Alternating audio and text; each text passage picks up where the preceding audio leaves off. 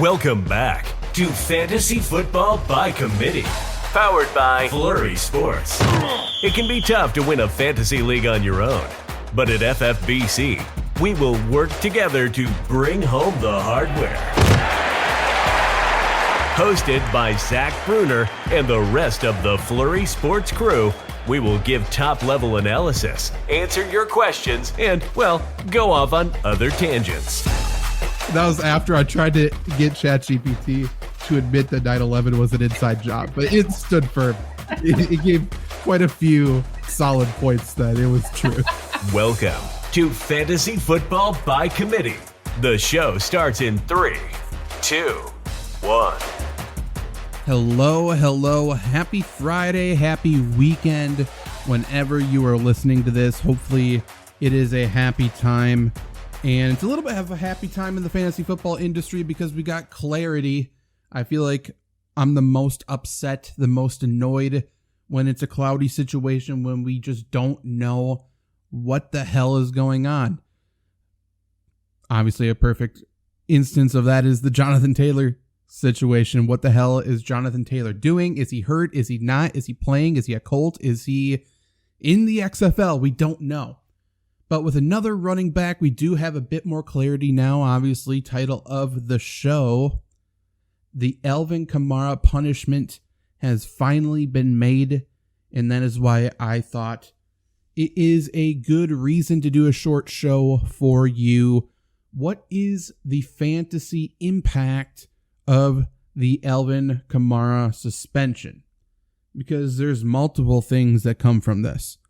Now, we just talked about yesterday or last show, maybe it was 2 shows, definitely last show, probably multiple shows in a row, that Alvin Kamara is going pretty late in drafts. He was getting drafted as running back 30, I do believe, and he's going that low not because he is the 30th best fantasy running back on a week-by-week basis. Everybody knew there was a punishment coming, right? Everyone was bracing themselves for a suspension. We had no idea what it would be. Obviously, there were numbers thrown around earlier this week after the Alvin Kamara meeting with Roger Goodell. But everyone is passing on Alvin Kamara in drafts because of a looming suspension. That's why he fell all the way to RB30. Maybe we can take a look in a second to see where I think he should go. But in short, the news now is that Alvin Kamara will miss the first 3 weeks of the season. So now what does that mean for his ADP? Did the majority of people think he is going to get suspended more? Less? Is this about where he should go? I personally believe he'll probably rise up draft boards. Not much because crowded backfield, he hasn't been that good. I think his touchdown upside's relatively low. And I mean, these are reasons why I'm not drafting him. But overall, I think a lot of people were afraid of the 6, the 8-week suspension, something like that. But just 3 weeks, that's not so terrible. But I always remind people this time of year when we enter the season, enter draft season in the fantasy football world with a suspension, it's not just the games that he's suspended for, right? So he is going to miss week 1 versus the Titans, week 2 at the Panthers, week 3 at the Packers. A couple of those games there, your owners would certainly like him to play. Missing the Titans game isn't the end of the world. But the Saints also have a week 11 bye. So we already have to chalk up 4 weeks that you will not have Alvin Kamara if you are drafting him. We have to keep that in mind. On the other side, though, I mean, there's Jamal Williams. There is the rookie Kendre Miller, who a lot of people lazily, but I see the connection, but lazily called him the next Alvin Kamara. He can do similar things. People still don't realize Jamal Williams is a unbelievable route runner and the best pass protector amongst running backs in the NFL. So, I mean, Jamal Williams is going to see passing down snaps as well. Probably the majority of them without Alvin Kamara. But both of them have inflated fantasy value the first 3 weeks. And obviously, I mean, a lot of Packer fans already had it circled. But week 3, Jamal Williams, will be the starter going back to Lambeau. Obviously a place he played last year as a member of the Lions, last couple years. But I expect him to get up for that game and probably have a pretty good game there. But we'll look at ADP in a little bit. Just in short, Alvin Kamara suspended 3 games for the altercation a couple years ago at the Pro Bowl in Las Vegas. Got in a fight, missed the Pro Bowl, got taken out of the Pro Bowl essentially. 3 games for that.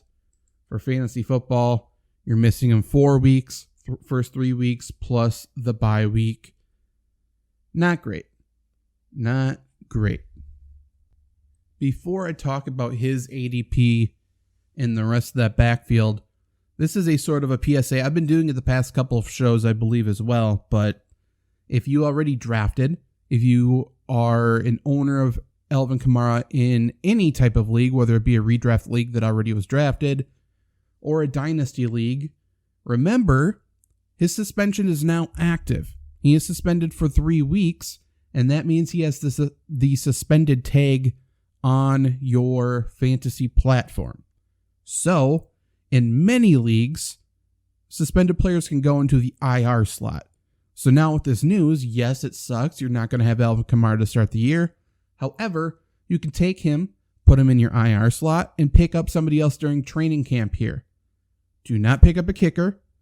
You're probably not picking up a quarterback. Pick up somebody, it depends on your league, how, crazy deep it is, I suppose.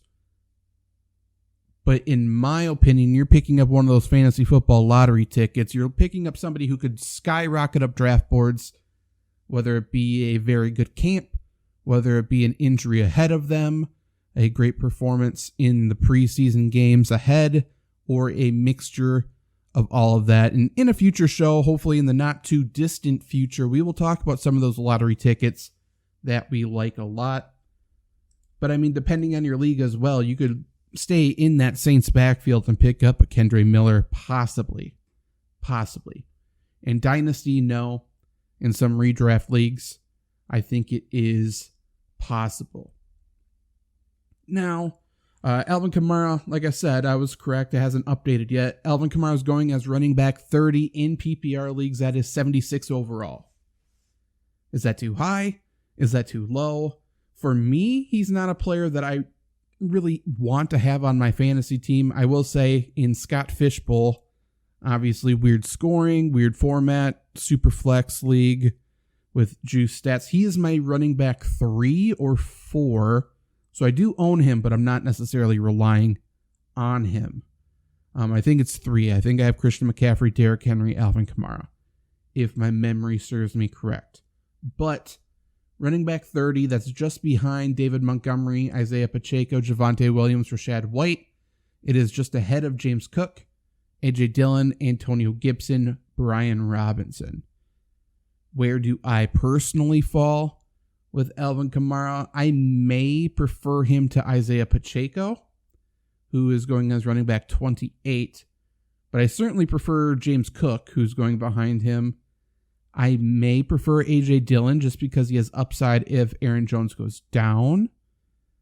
And, the 2 Washington running backs are right behind them, and then it's Jamal Williams. I clearly still prefer Alvin Kamara as the running back to own in this backfield. I don't think it's by a landslide. I think Jamal Williams may finish the year with more touchdowns. I just think there's going to be a lot of weeks with no touchdowns with Jamal Williams where he's going to be utterly useless for fantasy, whereas Alvin Kamara should have the yards, the receptions to have that high floor. So I do prefer him there. I may prefer the 2 Washington guys. It's close. In short, I'm just not a massive Alvin Kamara fan this year. Whether he was suspended 3 games, 8 games, or 0 games, I don't think I was really overly jazzed about taking him. I said it earlier, but touchdown upside's relatively low. You get in the red zone, obviously. I think Jamal Williams may be a better option in terms of just straight ahead power. So short yardage, I think Jamal Williams would be better in that situation.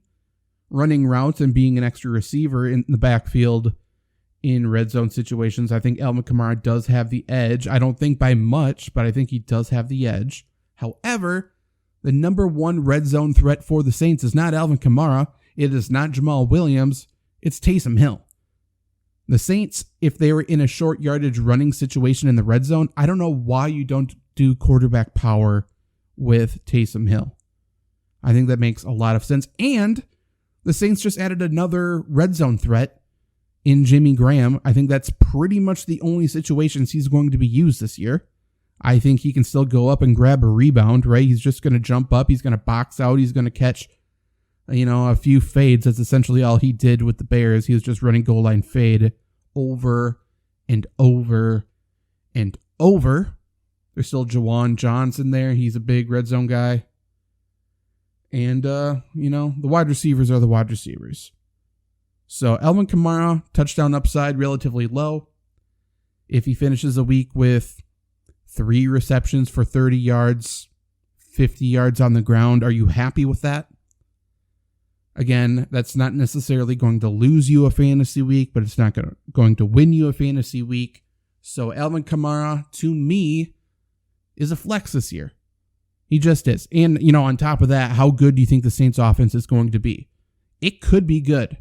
It could be bad. The Saints, continuously without Sean Payton, without Drew Brees, are one of the more confusing teams for me to project. Sports books like them relatively well. They have their over-under for win total at 9.5 wins last I checked. And again, would I take the over or the under on that? I would probably lean under, but I'm not confident. That division's bad. And I just don't know what you're going to get from Derek Carr. But I say that to say, if the offense is better, that means more scoring opportunities for Alvin Kamara. If it's the same or worse, there's just no real reason to own him. Period. He's a flex. That's fine. What's the upside drafting him? The upside with a James Cook, an Antonio Gibson, even a Khalil Herbert or a Rashad White, all guys going after him. The upside with those guys are much, much higher. And in that range, I'm looking for upside. But that's all I got today. Please subscribe. Please rate the show 5 stars, whether you're listening on Apple Podcasts, if you're listening on Spotify. You can also join Good Pods. Goodpods.com is sort of a podcast social media network. If you listen to us there, subscribe, rate us 5 stars, I would appreciate that. That would be really, really cool. We are currently, for the week, I believe, the 5th ranked podcast in fantasy sports, 3rd ranked in fantasy football, and we might be top 20 in sports overall. So if you want to give us that push to be one of the top listened to sports podcasts over there, I'd be very appreciative. What I would appreciate even more, though, and I think this is something that would benefit you, go to the Fantasy Football by Committee Facebook group. Either type in Fantasy Football by Committee on Facebook or do it on Google, Fantasy Football by Committee, type in Facebook after that, find the group, join the group. In there, we will have members-only streams. We will answer fantasy questions that you ask. You can answer other people's fantasy questions as well. We'll rate teams. We'll share the free draft kit in there. All of that. This Facebook group obviously is completely free. I just want to rebuild the fantasy football community that Twitter once had, and it was so fun, so great. That is what I want to do with this podcast, and together, as long as you're not in a league with me, I want to help you win. And I think our track record speaks for itself. We have helped people time and time again with stuff on flurrysports.org, on Twitter, everywhere. And we are going to do it a lot over there as well. So join that Facebook group, subscribe, share all of that. And lastly, not to bore you to absolute death, but TrophySmack.com is a great sponsor for us. TrophySmack.com has the most customizable fantasy sports awards in the entire industry. They got to deal with freaking Mark Cuban on Shark Tank. Like, that's a pretty big deal. Pretty big deal. So you can get trophies. You can get championship belts. You can get champ chains. You can get rings. You can get all kinds of stuff. You can get trophies for the losers that look like a toilet. Pretty cool stuff. And more importantly, if you are drafting in person, you need a draft board. It just makes the entire experience so much better. Now is the time to order those. Everybody's ordering draft boards right now. I don't want you to be late to the game. I don't want you to not have your draft board, come in the mail in time. Supply chain issues, all that bullshit. I don't want that to be you. So please go to TrophySmack.com, order your draft boards or your league awards or customizable wall art, which is also very cool, and use the promo code FLURRY. That's FLURRY. Not only does it benefit us, benefit the show, benefit the site, but if you order a trophy, then you get a free ring with it. That's a $59 value, a free championship ring with your trophy. And the more, just a little inside baseball here, the more you use that code, the better perks the code will have. So if we rock it this year, next year it might be a 20% off for everybody using our code. So you give a little right now, and down the road is really going to come back to pay dividends. So please do that. TrophySmack.com, promo code FLURRY, and enjoy your weekend. We'll see you next week, probably pretty early. Might have daily shows. Goodbye.